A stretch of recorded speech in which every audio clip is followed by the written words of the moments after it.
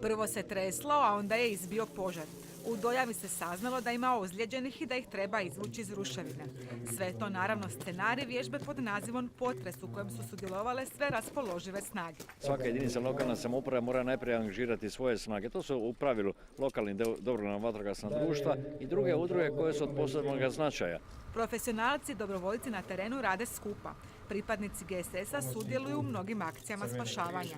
Kako ste uvježbani i ako ste istrenirani, u biti ništa ne bi trebalo biti teško u ovakvim uvjetima, pošto je tu sve čisto i uredno. Teže je u biti na stijeni, na pravoj stijeni gdje postoji opasnost od odloma. Iako je ovo samo vježba, na teren uvijek prve stižu lokalne snage. Je li intencija da se lokalne snage prve uključuju kad se nešto desi, znači u ovom slučaju potres, i onda po principu supsidijarnosti idu sljedeće, znači zovu se preko centra 112 i ostale snage specijalističke ove koje su osposobljene za spašavanje iz ruševina. Lokalce i dalje muči financiranje. Dosta su dobro uvježbani, nedostaje uvijek sredstava, znači nedostaje opreme.